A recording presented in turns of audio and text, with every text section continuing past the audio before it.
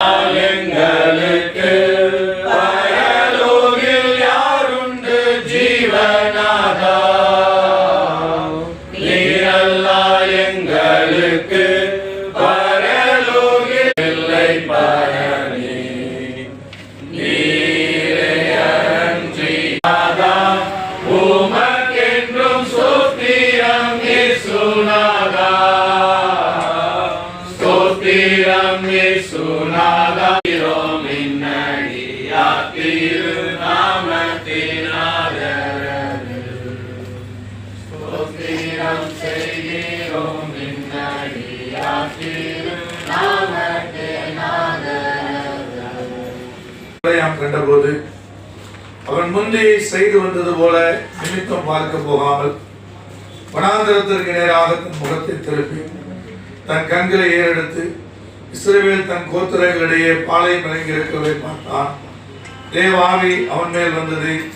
அப்பொழுது அவன் தன் வாக்கியத்தை எடுத்துரைத்து பெயோரின் குமாரனாகிய பிழையாம் சொல்லுகிறதாவது, கண் திறக்கப்பட்டவன் உரைக்கிறதாவது, தேவன் அருளும் வார்த்தைகளை கேட்டு சர்வ வல்லவரின் தரிசனத்தை கண்டு தாழ விழும்போது கண் திறக்கப்பட்டவன் விளம்புகிறதாவது, யாக்கோபே உன் கூடாரங்களும் இஸ்ரவேலே உன் வாசஸ்தலங்களும் எவ்வளவு அழகானவைகள்!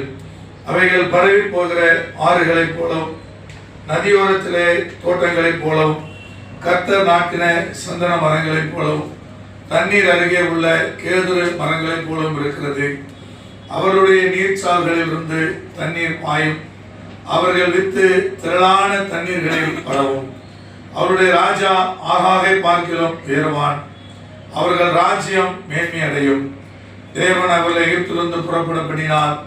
காண்டாமிருகத்துக்கு ஒத்த பலன் அவர்களுக்கு உண்டு.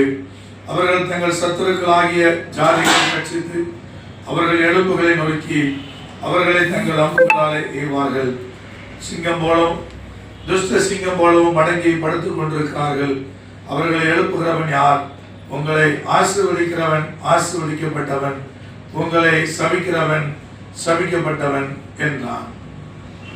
ஜெபிக்கலாம். ஆண்டுடைய சமூகத்துக்கு நேராக கர்த்தர் புதிதாக பிள்ளைகளுடைய எல்லைகளை விஸ்தரித்து கொடுத்திருக்கிற இந்த தொழிற்சலத்துக்காக ஆண்டுடைய சமூகத்தை நோக்கி நாம் பார்ப்போம்.